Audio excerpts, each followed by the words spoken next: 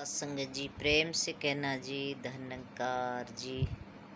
सत्संग जी, ये प्रभु परमात्मा संसार में समान रूप से व्याप्त है।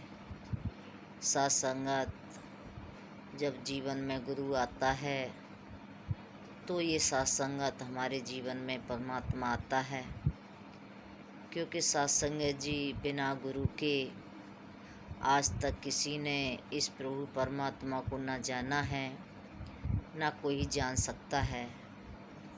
क्योंकि सत्संग जी ये जो एक विधि है, इसके ही अनुसार ये परमात्मा की प्राप्ति होती है।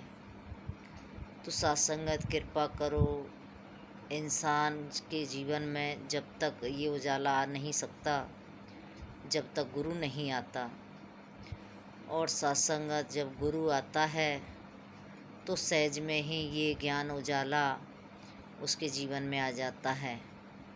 सत्संगत कहते हैं कि क्योला होता है, उसको सत्संगत कितना भी साबुन लगाओ, कितना भी शैम्पू लगाओ, कितना भी उसे घिस घिस के साफ करो, लेकिन सत्संगत फिर भी वो काला ही रहता है, उसका कलर चेंज नहीं हो सकता। अगर सत्संगत उसका कलर चेंज करना है तो वो विधि अपनानी पड़ेगी, जो कि सत्संगत एक कहीं जलती हुई भट्टी में उसे डाल दिया जाए। जब जलती हुई भट्टी में सत्संगत उस क्योलों को डाल देते हैं तो उस क्योला का अपने आप ही कलर चेंज हो जाता है, वो काले से लाल हो जाता है। ठीक इसी प्रकार से सत्संगत ये इंसान का जीवन होता है, क्योंकि सत्संग जी जब तक ये सत्संग की भट्टी में नहीं डाला जाता, जब तक सत्संगत इस मन में ज्ञान उजाला नहीं होता।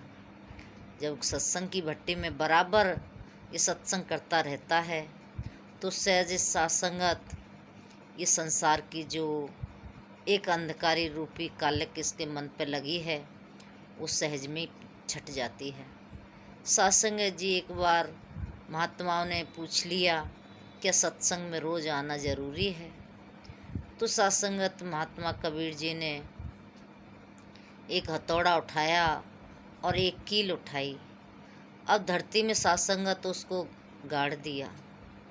अब एक हथौड़ा मार के छोड़ दिया। अब दूसरे दिन महात्मा फिर आए, फिर कहने लगे, महापुरुषों, क्या सत्संग में रोज़ आना ज़रूरी है? वही विचार, वही भजन, वही बातें रोज़ होती हैं, क्या रोज़ आना ज़रूरी है?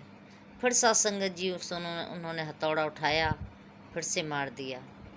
ऐसे ही करते करते 2-3 दिन गुजर गए। कहने लगे कि महाराज, मैं आपसे एक सवाल पूछ रहा हूँ, लेकिन आप उसका जवाब नहीं देते। तो सामने से महात्मा कहते हैं कि मैंने आपके सवाल का रोज़ जवाब दिया है।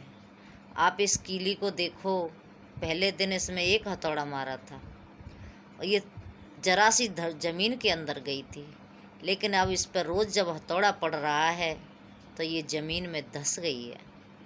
अब एक हथौड़ा मार के इसे छोड़ दिया जाता तो ये सहज में उखड़ जाती, कोई भी इसे उखाड़ लेता, लेकिन अब इस पर जब हथौड़े की चोट रोज़ पड़ी है तो ये ज़मीन में धंस गई है। अब इसको कोई उखाड़े तब भी ये उखड़ेगी नहीं। तो इसी प्रकार से सत्संगत ये मन होता है। जब इस मन के ऊपर सद्गुरु के, महात्माओं के विचारों के जब हथौड़े पड़ते हैं तो ये सहज में सत्संगत इस बात को समझ जाता है कि इसे इस संसार में क्यों आया है, इसे क्या करना है। अन्यथा सत्संगत ज्ञान लेकर के भी इंसान घर बैठ जाए तो किसको ये ज्ञान समझ में आएगा? किसी को नहीं आएगा। अगर सत्संग ना जाए सत्संगत तो कहाँ बात बनेगी। और जब बराबर संगत करेगा, बराबर संतों का साथ करेगा, तब सत्संगत ये ज्ञान समझ में आता है। जब ज्ञान समझ में आता है तो फिर जीवन में सत्संगत ज्ञान उजारा, ज्ञान प्रकाश फैल जाता है। तो ये जीवन सहज में सत्संग जी उस रास्ते पर चल पड़ता है जिसके लिए ये इंसानी जीवन इसको प्राप्त हुआ है।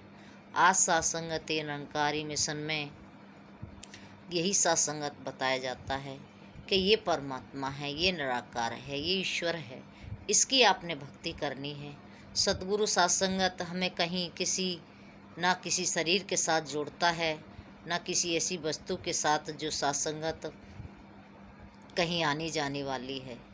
ऐसे प्रभु परमात्मा से इसने जोड़ा कि जो अखंड है, सत्संगत ये अचर है, अमर है, अविनाशी है और सर्वव्यापी है, हर जगह है।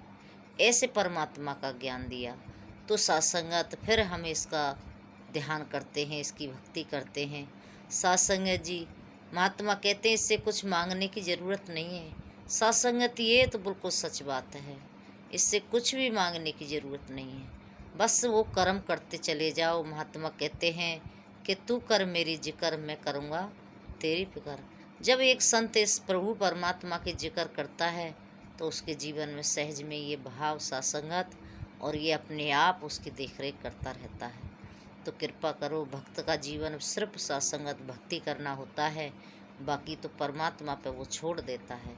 और जब वो परमात्मा पे छोड़ देता है तो सत्संगत फिर इसकी जिम्मेदारी बनती है अपने भक्त की संभाल करना।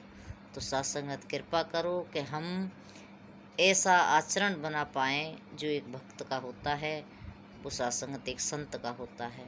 तो दातार कृपा करे हम सभी सत्संगत अपने सद्गुरु के बताए हुए आदेश के अनुसार उस रास्ते पे चलते रहें जो सद्गुरु आज चाहता है। तो ऐसी अरदास प्रार्थना सत्संग जी हम सभी मिलजुल करके सेवा सुमरन सत्संग करते रहें, गुरु का जैसा आदेश आता है उस पर चलते रहें, ऐसी अरदास प्रार्थना है। आप जी के चरणों में प्रेम से कहना धन्यवाद।